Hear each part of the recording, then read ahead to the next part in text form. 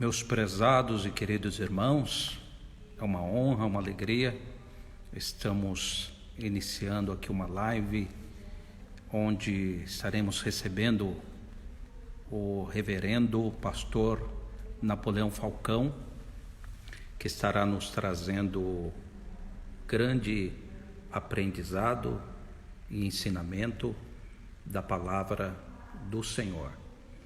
Peço que você compartilhe com seus amigos, com seus colegas, envie para outras pessoas, outros grupos, para estarem participando desta live, onde com certeza seremos fortalecidos e edificados através da boa palavra de Deus. Falar hoje em escatologia é um termo bastante abrangente, né? E precisamos ter conhecimento de causa para falar sobre este assunto. E nós estaremos abordando este assunto com um companheiro que tem um grande conhecimento já há muitos anos neste percurso, nessa caminhada de ensinar sobre escatologia bíblica.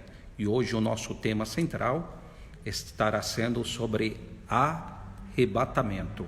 Então convidamos você para que esteja atento às informações, ao aprendizado, que com certeza seremos orientados e edificados através da palavra do Senhor. Haja vista, é um tema bastante que muitas pessoas têm dúvidas, né? Há muitas perguntas, e nós estaremos então aqui conversando com o mestre e pastor Napoleão Falcão sobre os sinais que antecedem o arrebatamento da igreja, o que é o arrebatamento, como se dará o arrebatamento da igreja, qual o propósito do arrebatamento da igreja e como se dará a questão dos que dormem no Senhor, os que dormem no Senhor. E convidamos você para estar atento, então, aí para esta live, onde com certeza Deus te edificará, te fortalecerá de uma forma extraordinária, onde vivemos uma época de pandemia, de crise, e te convido a, nessa crise, não abandonar a Cristo, pelo contrário, se entregar cada dia mais, confiando que Deus está no controle de toda a história, que Deus está no controle da situação. Ele nunca perdeu o controle, Ele está onde sempre esteve, e com certeza Ele está agindo a seu favor, agindo por você, pela sua família, cuidando de você, da sua casa, da sua família. Vamos continuar intercedendo uns pelos outros. Tivemos ontem uma perca muito grande de uma pessoa muito conhecida, Fabiana Anastácio, onde nós expressamos aqui uma vez mais os nossos sentimentos a toda a família, a todos os irmãos que sempre o acompanharam, os louvores dela que são louvados, entoados, cantados nas nossas igrejas e congregações, nos nossos congressos. Uma grande perca, porém o céu ganhou. E queremos que o Senhor continue com as suas mãos estendidas, protegendo cada um de nós, protegendo sua casa, protegendo a sua família. A Bíblia diz assim, no dia da prosperidade, goza da vida. No dia da prosperidade, goza da vida. Mas a Bíblia diz assim, no dia da adversidade, considera. Então, importante, no dia da prosperidade, a gente gozar da vida, comprar um carro novo, ir no shopping, trocar de casa, de imóveis. Porém, no dia da adversidade, no dia mau, considerar, continuar dando glória, continuar orando, acreditando, crendo que Deus está no controle da história. Então, meus amados irmãos, pastor Napoleão Falcão daqui a pouco já estará entrando aqui para nos trazer aí esta orientação bíblica sobre o arrebatamento da igreja, um tema de fundamental importância para todos os cristãos de todo o tempo, de todas as idades. O arrebatamento da igreja, acreditamos que está muito mais próximo do que se possa imaginar. Jesus está voltando para buscar a sua igreja, e que possamos estar atentos, vigilantes para o grande dia da volta, da vinda de nosso Senhor e Salvador Jesus Cristo. Louvado seja o nome do Senhor. Veja só, nós enfrentamos dias de pandemia, dias de adversidade, dias de incerteza, dias de insegurança, onde uma pandemia que veio para assustar, e ela não vê idade, ela não vê status social, e nós precisamos ter o quê? Convicção do que cremos e do que acreditamos. Cremos em Cristo, cremos na sua palavra, cremos que Ele é fiel e verdadeiro e vela pela palavra para cumprir. E Ele sempre estará atento às nossas necessidades e fazendo o que lhe apraz. E que venha prevalecer o que está escrito lá na oração do Pai Nosso. Pai Nosso que está no céu, santificado seja o teu nome, e seja feita a tua vontade, assim na terra como no céu. Então, que seja feita a vontade de Deus, a vontade do Pai, não a minha, não a sua, mas que seja feita a vontade dele, a vontade perfeita, absoluta. O amanhã é uma incerteza. Então, dizia um grande pregador: viva o hoje como se fosse o último dia da sua vida. Viva o hoje como se fosse o último dia da sua vida. Então, com oração, com jejum, com clamor, perdoando, buscando se renovar no Senhor e fazendo o que está lá em 2 Crônicas 7,14. Se o meu povo, que se chama pelo meu nome, se humilhar, orar, buscar a minha face e se converter dos seus maus caminhos, então eu ouvirei do céu a sua oração, perdoarei os seus pecados e sararei a sua terra.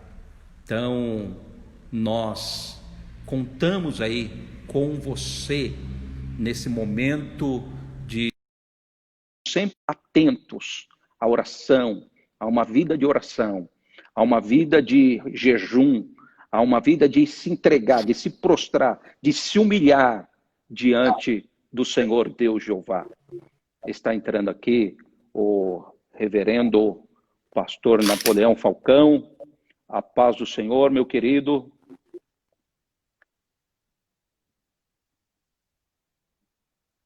Louvado seja Deus. Estamos ajustando aqui, irmãos. Glória a Deus.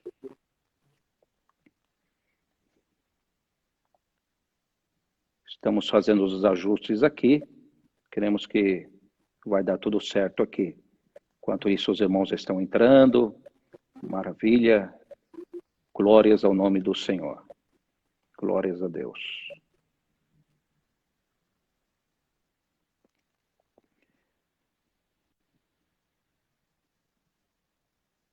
Glórias ao nome do Senhor. Um assunto muito interessante. Reverendo Napoleão Falcão, meus cumprimentos, minhas saudações. Está conosco neste momento, entra aqui no ar, a pessoa do pastor Reverendo Napoleão Falcão, uma pessoa que o acompanhamos desde a nossa infância e queremos deixar registrado aqui o quanto o admiramos e o respeitamos pelo conhecimento bíblico profundo, pelo homem de Deus que é, pelo caráter, pela índole, que crê e que aceita no que prega. Sempre foi visto pelos que lhes são caros, com muita profundidade, com muito respeito pelo conhecimento que tem na palavra de Deus. Sempre foi visto como um professor, como um mestre, principalmente na área de escatologia. Reverendo Napoleão Falcão, é uma alegria recebê-lo nessa live para comentarmos de um assunto de suma importância, o arrebatamento da igreja. A paz do Senhor, pastor. Pai do Senhor, pastor Rogério, saudação. Deus lhe abençoe cada dia, o Senhor, igreja, família.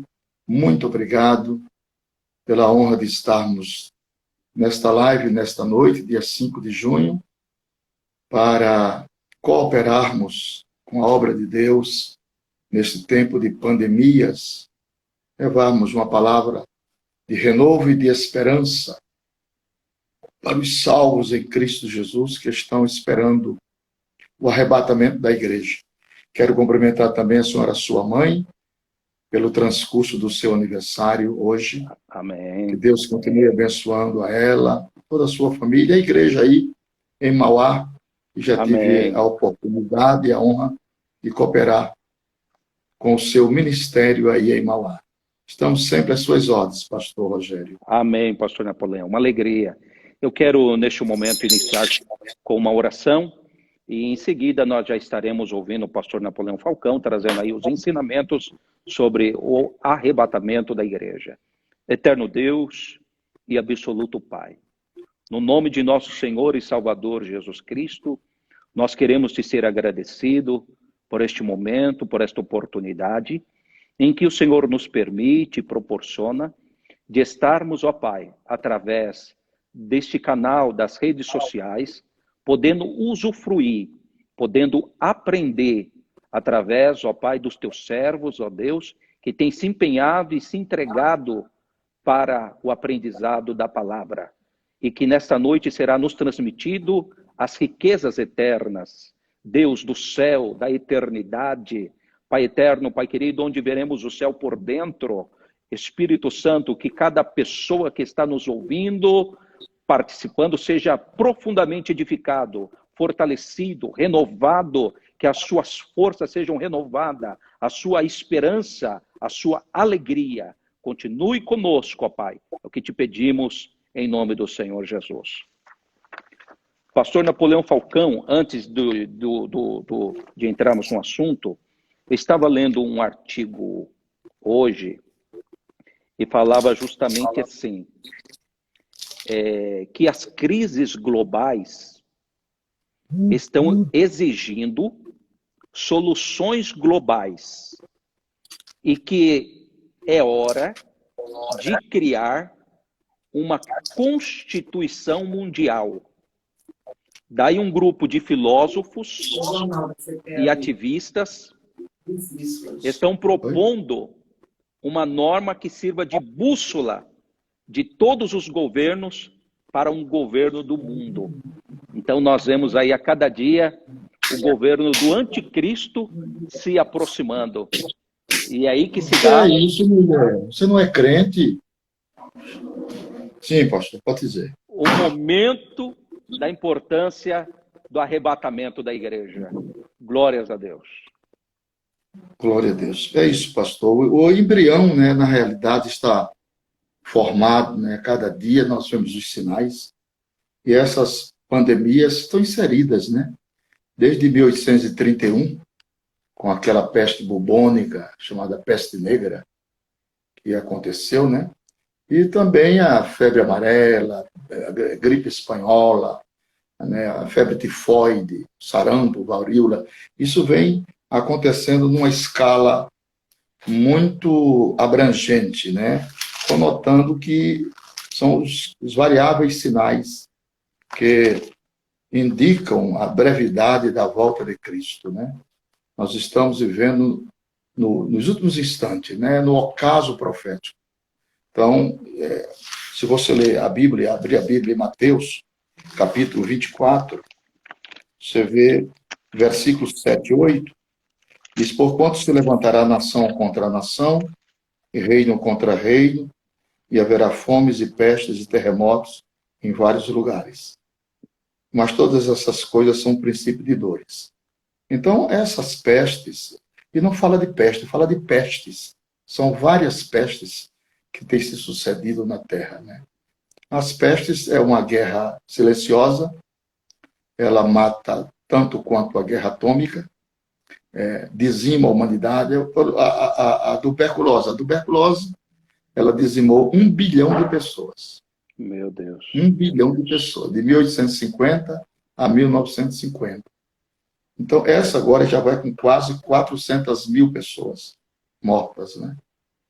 Então, a humanidade está sendo dizimada porque, por trás disso, tem interesse de organizações, né? Nós sabemos disso. Tem organizações que estão por trás disso para dizimar toda a humanidade, né? Organizações fortes, poderosas, e que estão por trás disso, ossos e caveiras, os iluminados, e maçonaria e tantas outras coisas que estão por aí para dizimar a humanidade, né? E o outro lado, nós vemos também a vontade permissiva de Deus, né? Na proporção que o pecado evoluma-se na Terra, então Deus vem com medidas corretivas. Porque Israel foi dizimado de uma só vez 6 milhões de judeus. Por que foi? Tem que ter toda causa, ela tem uma razão de ser. E então, se você abrir... é uma das perguntas que tem surgido bastante, a gente vê nas redes sociais, até muitas vezes pelos próprios irmãos, algumas ligações, a pergunta que mais se faz: onde está Deus? Onde está Deus? Então, e eu respondo: Deus está onde sempre teve que estar. Então, são as medidas corretivas da parte de Deus para a nação. Perfeitamente. Deuteronômio capítulo 28, versículo 15 em diante, diz assim: será, porém, que, se não deres ouvidos à voz do Senhor teu Deus, para não cuidares em fazer todos os seus mandamentos e os seus estatutos, que hoje te ordeno, então sobre ti virão todas estas maldições, te alcançarão. Maldito serás na tua cidade, maldito serás no seu campo, maldito o teu cesto, a tua amassadeira, maldito o fruto do teu ventre, fruto da tua terra, e a criação das tuas vacas e os rebanhos das tuas ovelhas. Maldito serás ao entrar e maldito serás ao saíres. O Senhor mandará sobre ti a maldição e a turbação e a perdição em tudo que puseres a tua mão para fazer, até que sejam destruídos e até que repentinamente pereças, por causa da maldade das tuas obras com que me deixastes. O Senhor te fará pegar a pestilência até que te consumam da terra a qual passais a possuir. O Senhor te ferirá com tísica, com febre, com quentura, com ardor e com secura, com destruição das sementeiras e com ferrugem te perseguirão até que pereças. Então, isso aconteceu com Israel, né? Então, a razão, tudo dessas pestilências é, na realidade, a maldade do coração dos homens. Estamos vivendo uma época muito difícil, que a violência, né? Pecado campeia na terra, mortandade de pessoas inocentes, o crime, o mundo das drogas, a insegurança das cidades. O mundo cresceu em tecnologia, mas não cresceu em amor, né? O amor desaparece das pessoas. Porque a maior guerra é aquela que está sentada no coração das pessoas, né? Essa é a maior guerra. A guerra atômica origina do mal que está plantado no coração. É do coração que procede todas as saídas da vida. Então, esses males estão acontecendo porque Deus não suporta mais a desobediência da humanidade. Até nos arraiais evangélicos, você vê que a pureza fica desaparecendo, tende a desaparecer, né? O grau de respeitabilidade, de oração, de dependência de Deus, de amor ao próximo. Então, são sinais que se avassalam, né? É tão terrível e deplorável que houve uma vez que Deus arrependeu-se, né, de ter formado o homem. Então, Pastor, pois não. muito bem. E dentro deste contexto, nós se aproximamos que a igreja, então, se aproxima dos seus últimos momentos e que o arrebatamento da igreja pode se dar a qualquer momento. Jesus, porque conforme lemos aqui em Mateus, capítulo 24, que esses são sinais que antecedem o arrebatamento da igreja. E há muitos questionamentos. O que é o arrebatamento? Né? Como se dará o arrebatamento?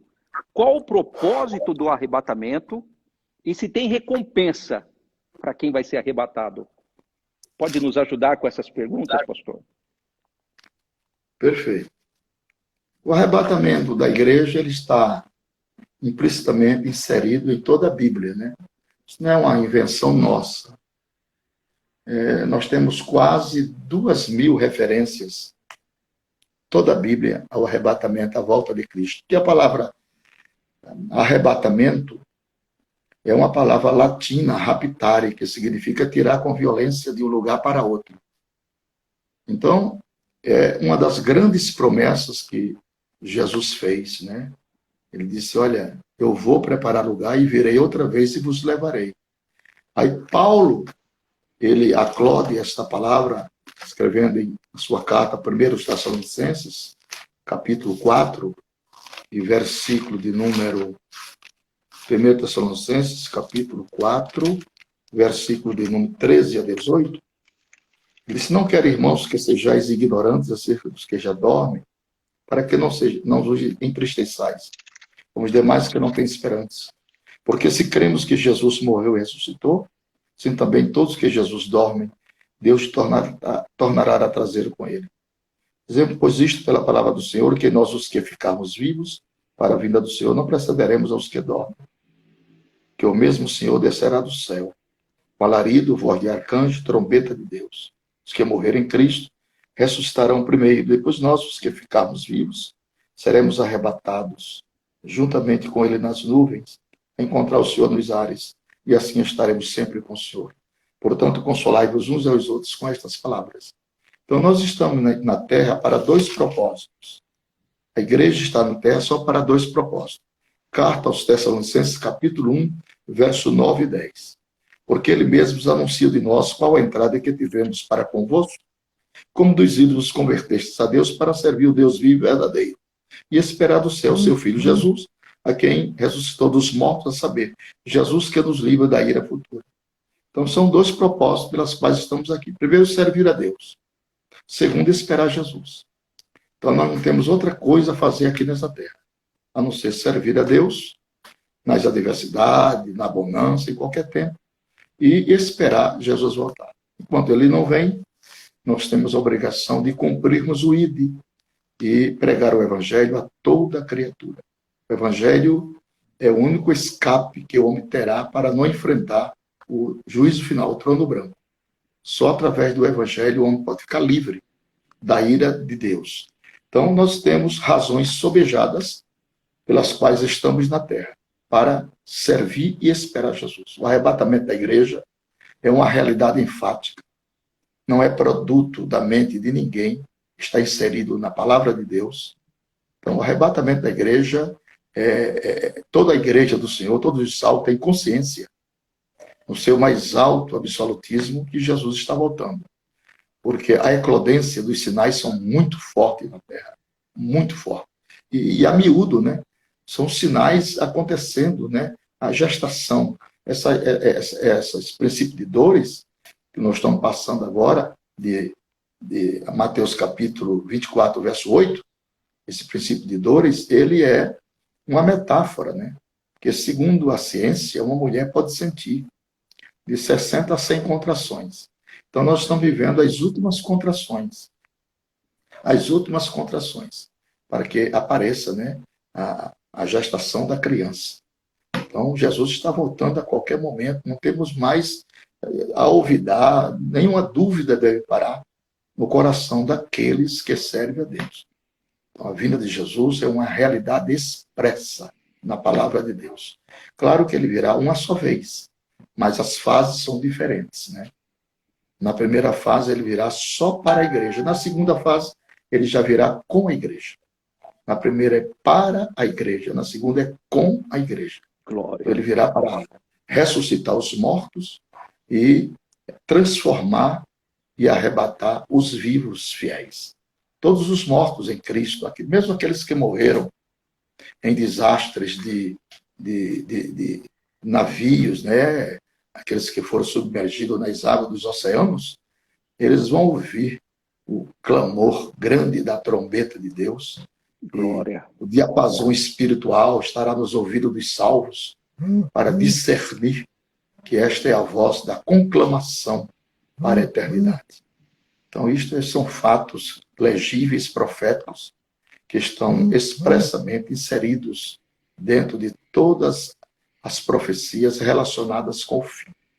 Nós não ficaremos aqui para a grande tribulação. Nós somos pré-tribulacionistas. Porque todas as vezes que Deus vai sancionar juízo sobre a terra, chamados juízos coletivos, Deus tira o justo antes. Você pode ver isso em 2, versículo de número 5, 6 e 7. Olha que coisa linda. E não perdoou ao mundo antigo, mas guardou a Noé, pregoeiro da justiça, com mais 7 pessoas, ao trazer o dilúvio sobre o mundo dos ímpios. E condenou a subversão às cidades de Sodoma e Gomorra, reduzindo-as a cinza, pondo-os para exemplo aos que viverem impiamente. Livrou o justo Ló, enfadado da vida dissoluta dos homens abomináveis. Então, todas as vezes que Deus vai mandar um juízo internacionalizado, Deus tira o justo antes. Gênesis 18 também, aquela intercessão de Abraão, né? Quando Abraão intercedeu, 50 justos, não destruirei. Se tiver 30 justos, não destruirei. Se tiver 20 justos, não destruirei. Chegou até 1. Por amor de 1, não destruirei. Então, todas as vezes que Deus vai sancionar o juízo implacável, o justo sai da terra. Agora as pessoas confundem e dizem, não, mas nós temos que ir na grande tribulação, lá no final, somos pós-tribulacionistas, porque, né, os mártires sofreram muito e a igreja não vai ser poupada, não. Mas os mártires é uma classe específica. Os mártires, eles estão inseridos em Apocalipse capítulo 7. Os mártires não é a igreja em si. Os mártires não recebem pedra branca nem novo nome. Olha o que os mártires vão receber. Apocalipse 7, verso 9. Depois destas coisas olhei, e eis aqui uma multidão que ninguém podia contar, de todas as nações, tribos e povos e línguas, que estava diante do trono e perante o Cordeiro, trajando vestes brancas com palma nas suas mãos. Então, os mártires não terão pedra branca nem novo nome. Os mártires terão palma nas suas mãos. Glória. Aí vem Apocalipse, capítulo 7, verso 13. E um dos anciãos me falou, dizendo, estes de vestidos brancos, quem são? De onde vieram? Aí o verso 14 responde. E eu lhe disse, Senhor, tu sabes. Ele disse, estes são os que vieram não da grande tribulação. Eles vieram de grande tribulação. Não vieram da, eles vieram de. Então, se a igreja vai passar pela grande tribulação, então a igreja está na grande tribulação, da grande, não é de grande. Então, Deus vai tirar a igreja antes da grande tribulação. Glória. Isso está inserido na palavra de Deus. Se você abrir a Bíblia, na carta a Filadélfia, capítulo 3, verso 10, diz, como guardaste a palavra da minha paciência, também eu te guardarei. Não na hora da tentação. Te guardarei da hora da tentação. Não é na hora, é da hora. Então, nós temos razão sobejas para acreditar que a igreja do Senhor não entrará na grande tribulação. Ela passa por esse princípio de dores e Jesus vai arrebatar a qualquer momento a sua igreja. A hora é chegada.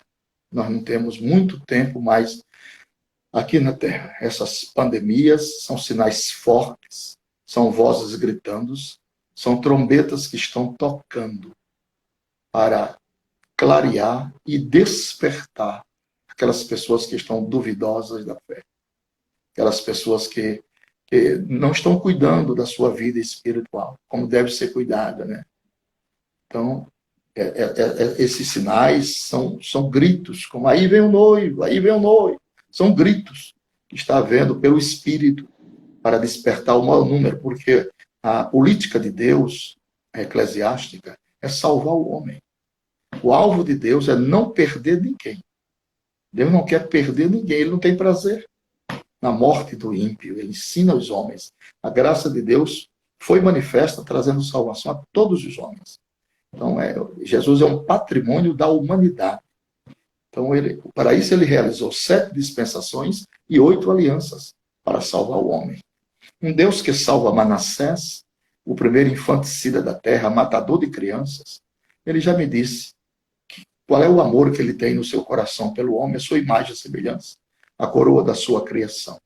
Então, o prazer de Deus, a política de Deus é salvar o homem.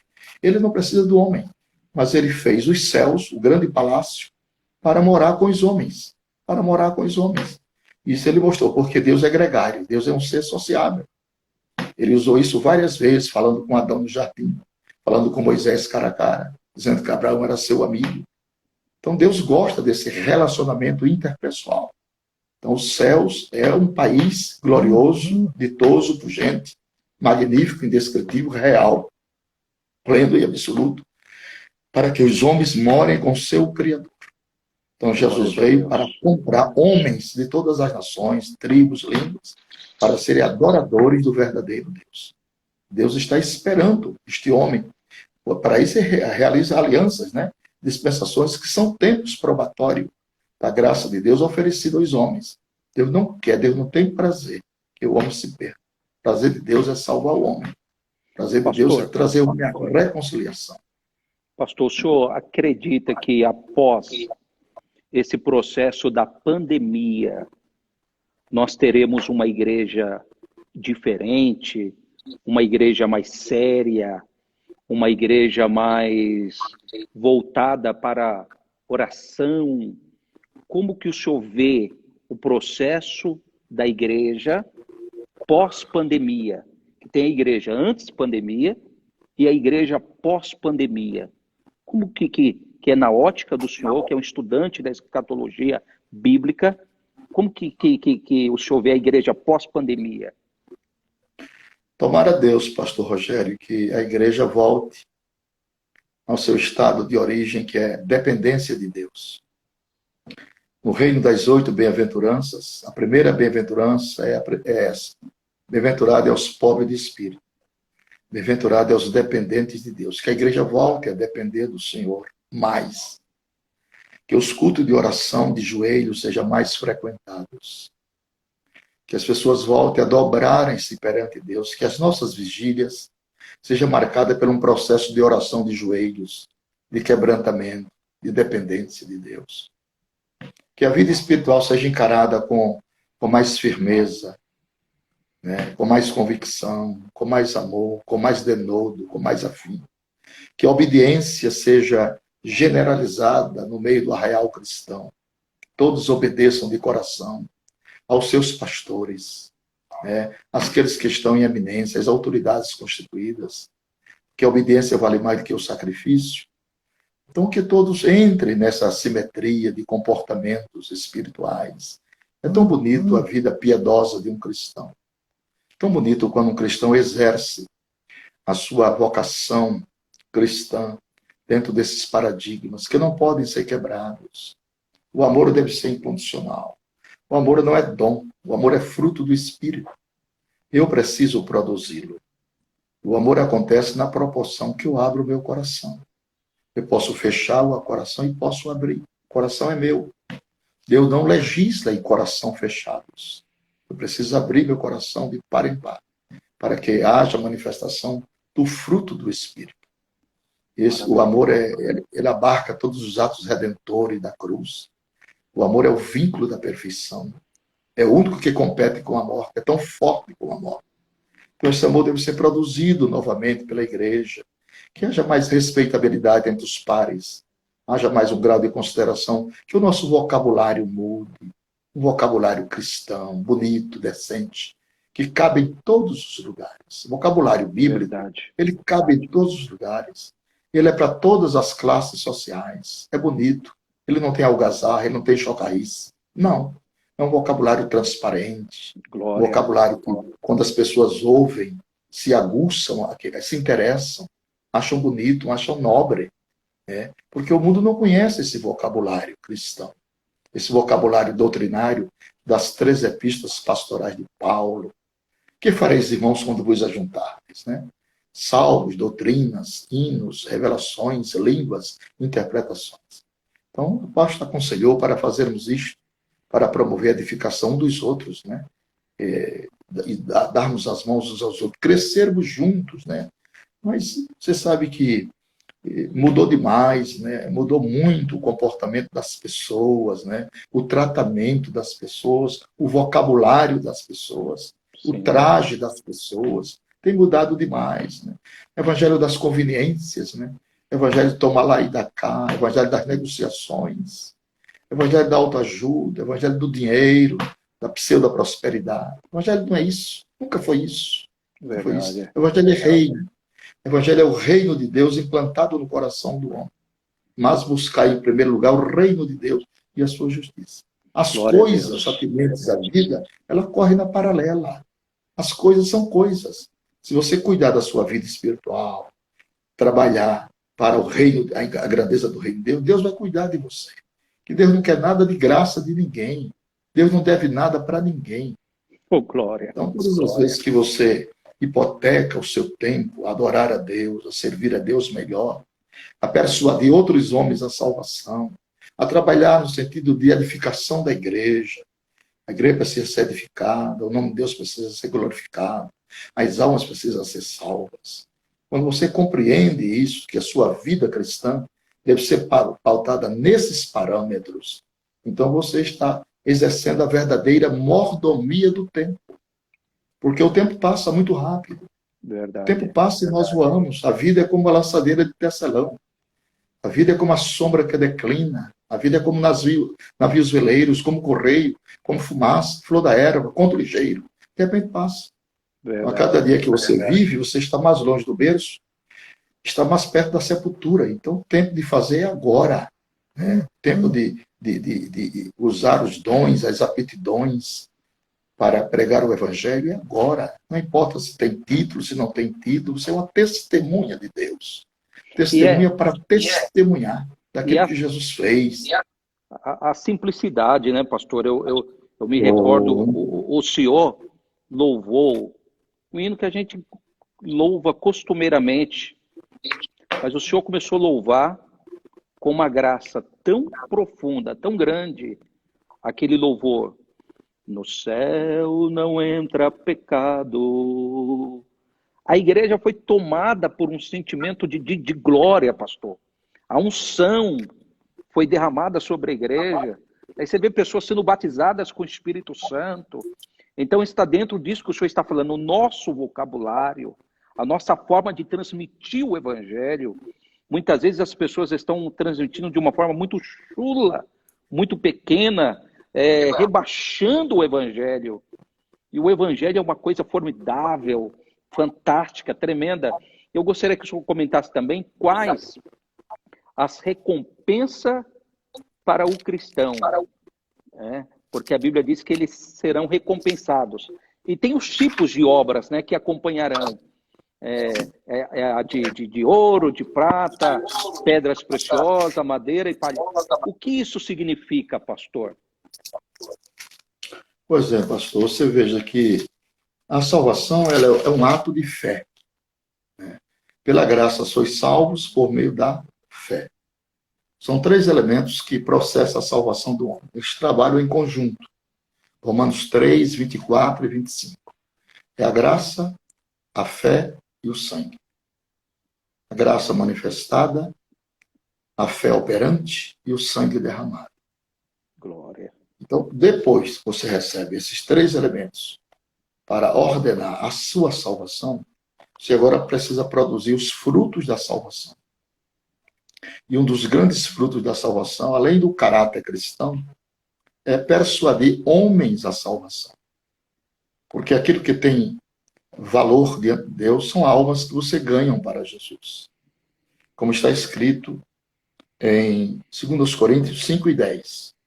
Porque todos devemos comparecer ante o tribunal de Cristo, para que cada um receba segundo o que tiver feito por meio do corpo, ou bem ou mal. Então eu vou lembrar que a salvação é um ato de fé, mas o galardão é um ato de trabalhos prestados. Então, enquanto é dia, devemos prestar o nosso trabalho com alegria para a grandeza do Evangelho. Seja na área da oração, seja na área do louvor, seja na área da pregação, na área da doação, socorrer os necessitados. Devemos fazer isso com muita alegria, porque são talentos que Deus manda que negociemos com eles, para que no dia do Senhor tenhamos a recompensa. Porque no tribunal ninguém vai passar procuração. Ninguém passa procuração. Está escrito. Pois o galardão está comigo. É um pronome possessivo. Para dar a cada um segundo o seu trabalho. Então, a averiguação dos galardões ela é proporcional. A uns Deus é dada a glória do sol, a outro é dada a glória da lua e das estrelas. Quer dizer, isso fala da incandescência da eternidade.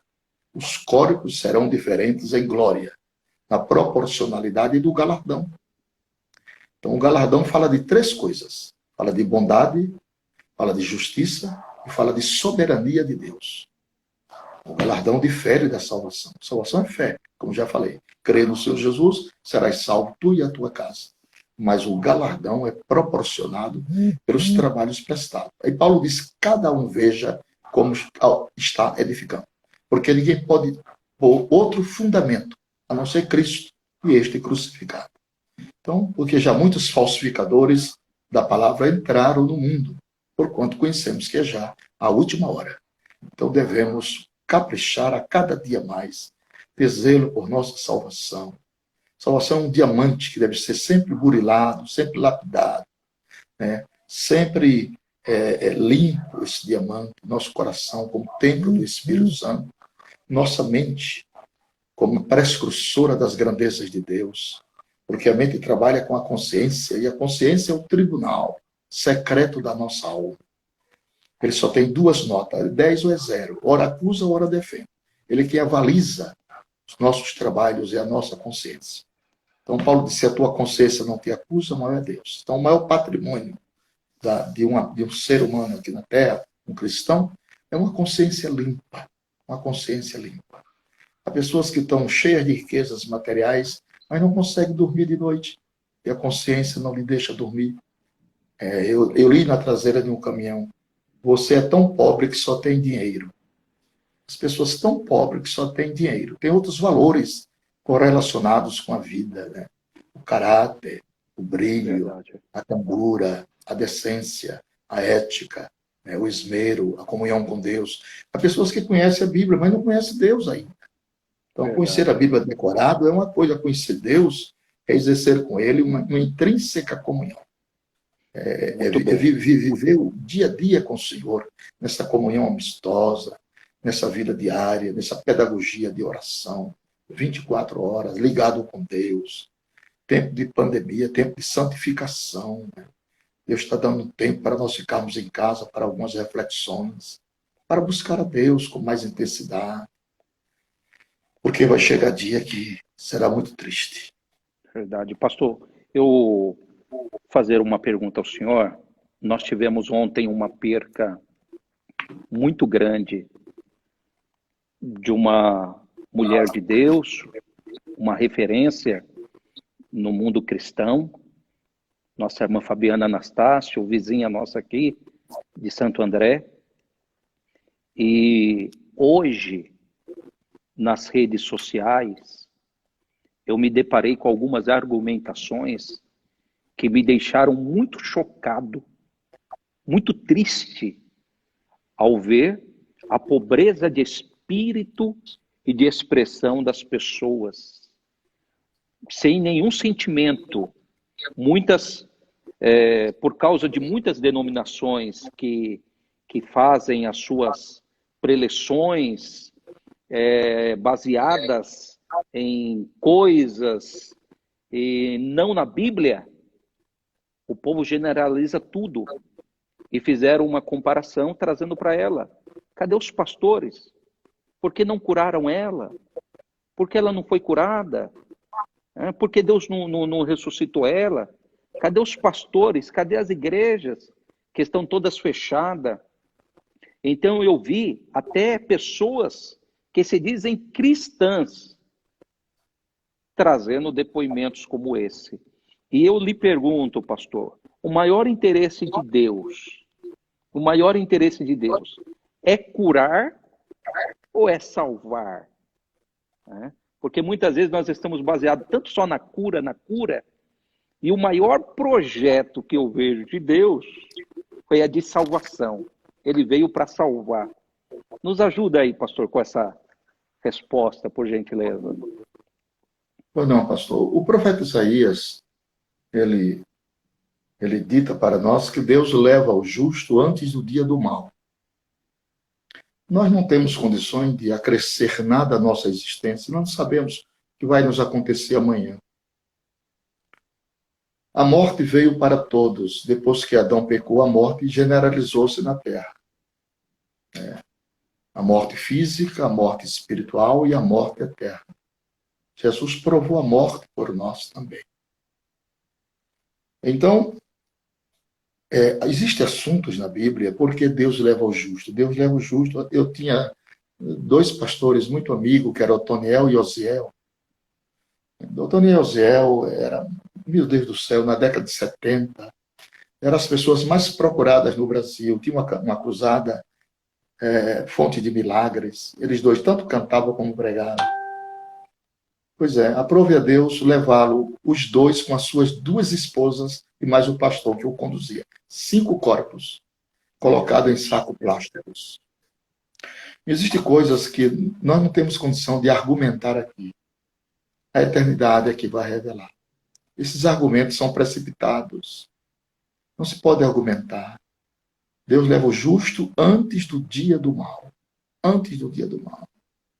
A morte para o crente, ela não é o fim da estrada. Ela é o começo. Billy Graham, antes de falecer, ele disse, olha, quando eu falecer, não diga que eu morri. Diga apenas que eu mudei de lugar. Mudei de lugar. Fui para os braços do Pai. Fui para o paraíso, aguardar a ressurreição do meu corpo. Então, quem conhece a Bíblia, jamais vai deferir palavras caluniosas e murmurantes sobre essas coisas. Morre pessoa de 20 anos, de 10 anos, de 100 anos, de 30 anos, de 40 anos, de 5 anos, morre justo, morre injusto. A morte é para todos, porque todos pecaram. A morte física não tem nada a ver com a minha salvação. O câncer não tem nada a ver com a minha salvação. A cegueira dos meus olhos não tem nada a ver com a minha salvação. A pessoa tem que aprender a separar a mão esquerda da direita. A salvação da alma é uma coisa distinta do corpo. O corpo é apenas um tabernáculo onde mora a alma e o espírito. Este corpo vai se decompor a qualquer momento. Uns se decompõem com 30 anos, com 20 anos, com 100 anos. Aí é Deus, você não pode dar conselho a Deus. Deus não tem conselheiro. Ele perguntou para Jó, quando eu coloquei ossos no ventre da grávida, aonde tu estavas? Meu Deus. Quando eu fiz a Orião, a Ursa e o Sete Estrelo, aonde tu estavas? Quem gerou as gotas do orvalho? Quando eu coloquei ferrolho no mar, para o mar não ultrapassar o seu mando, suas ondas empoladas quebrarem ali, aonde tu estavas? Então Deus não tem conselheiro, não adianta querer discutir isso com Deus. Deus leva o justo antes do dia do mal. A irmã Anastácia, com certeza absoluta, ela está no paraíso com os demais santos. Glória. Esperando a ressurreição. Glória. Do corpo glorificado. Porque mesmo que o corpo se decompõe, mas Deus não perde a identidade dos respectivos corpos. Ninguém aparecerá na eternidade com identidade trocada. Mesmo as pessoas que morreram há milênios nos mares e foram comidos por tubarões. Então, trouxemos o corpo de ignomínia? Trouxemos, mas trouxemos o corpo de glória. Trouxemos o carnal, mas trouxemos o espiritual. Glória. Então, Paulo explica isso, que é muito mais preferível. Ele disse, eu tenho desejo de partir e habitar com o Senhor, porque isto é muito melhor. Porque eu estou certo que, para mim, o morrer é ganho. O viver é Cristo. Então, as pessoas não sabem, não conhecem os fundamentos doutrinários da fé cristã. Que a gente sente saudade porque somos humanos. Aquela parte gregária, aquela parte social. Quem é que não vai sentir saudade da irmã Anastácia? Eu conheço a família, o pai dela é o meu grande amigo, pastor Honorato. Grande amigo. Mas ela está muito melhor do que nós. Verdade. Nós estamos aqui em campo de guerra, em campo de batalha. Sujeito até a perder até a salvação. Estamos sujeitos. Entendeu? Se não formos fiéis até a morte. Estamos no campo de guerra, num campo minado que você não sabe detectar onde estão as minas. Verdade. De vez em quando explode no mundo espiritual. Então, bem-aventurado, feliz são aqueles que morrem em Cristo, para que sigam as suas obras. Independente, então, né, pastor? Independente do tipo, independente. O senhor lembra muito bem do grupo Labaredas. Um grupo fantástico. E a forma que eles partiram, a forma que Deus os levou. Então, pois é. Mas se não fosse assim, nós não seremos crentes, porque as mortes dos apóstolos e dos profetas foram as mais deploráveis. Foram mortes ignominiosas. A morte de Isaías. Segundo o historiador, ele foi cerrado ao meio. Uma morte, com uma serra, serrando a pessoa, irmão.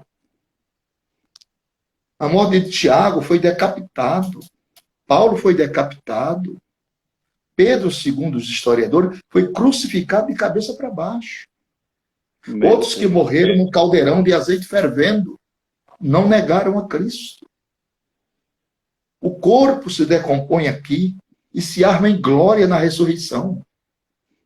Trouxemos a imagem do terreno, mas trouxemos também a imagem do celestial. Oh, glória. Nossa esperança, ela não termina no túmulo, não. Ao contrário, é o começo. Oh, glória. É o começo da essência. Aleluia. A essência da vida espiritual culmina com a morte física. Porque para onde é que vai os espíritos dos crentes falecidos? Eles vão para o paraíso. E não entra só. Na parábola de Lucas, capítulo 16, todas as vezes que parte para a eternidade um justo, ele entra no paraíso acompanhado por anjos. Aleluia. São anjos, guardiões de Deus, que levam a alma ao paraíso. E o paraíso não é um estado de inércia. Não, senhor. Como está escrito em Apocalipse, capítulo 6, verso 9, vim debaixo do altar de Deus. As almas dos que foram mortos pelo testemunho de Cristo, que clamavam e diziam. Ora, se clamavam e diziam, estavam em estado de consciência. Porém, mesmo assim, estão incompletos, porque estado de consciência é intermediário, aguarda a ressurreição do corpo. Meu Deus. Mas estão já na interlocução espiritual, já estão no preâmbulo da eternidade, já estão sentindo o gozo da eternidade. E Jesus falou para o ladrão na cruz, não, que não precisa de reencarnação, não. Hoje mesmo estarás comigo no paraíso. Glória. Então, aquele paraíso que era embaixo foi transportado para cima com a ressurreição de Cristo. Então, a irmã Anastácia está lá, primeiro do que nós. Sentimos saudades, é claro, é óbvio, da nossa querida irmã.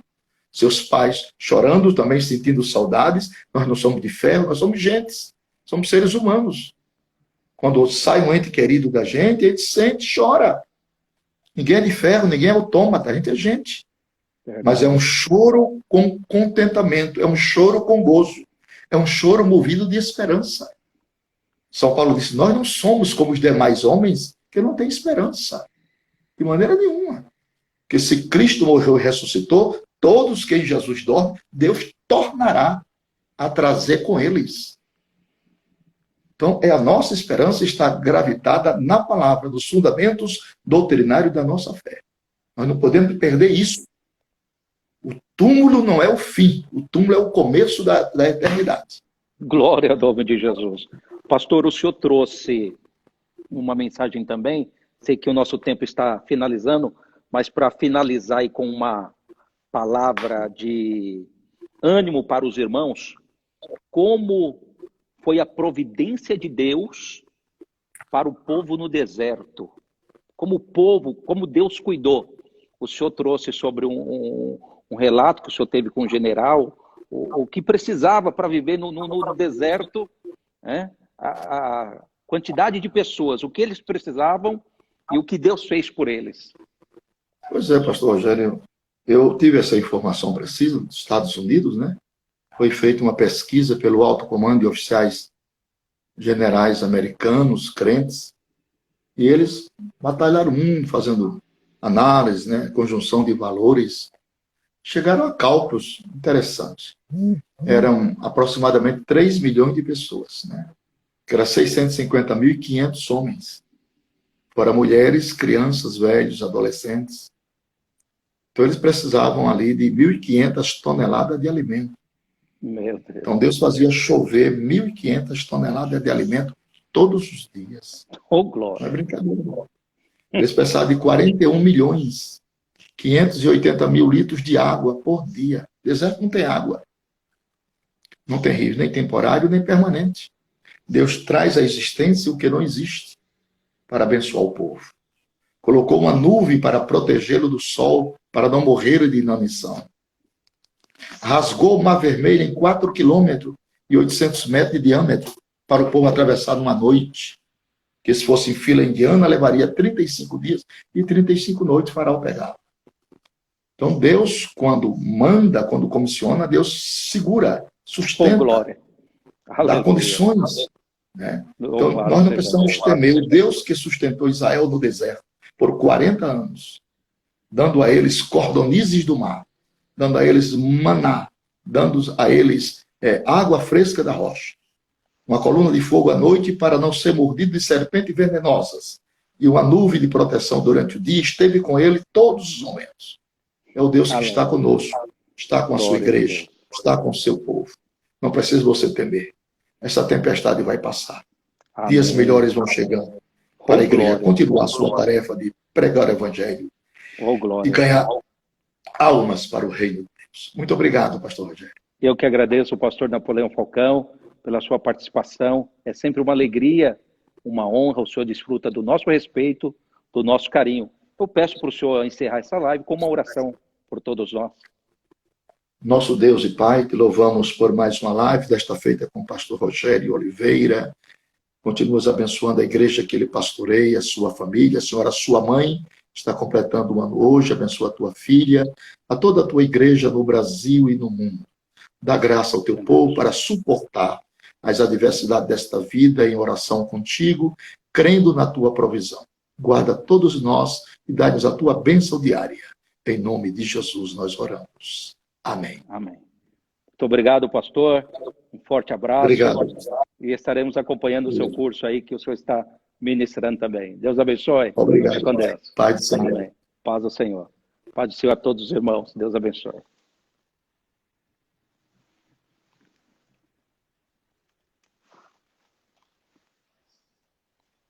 Encerrar agora?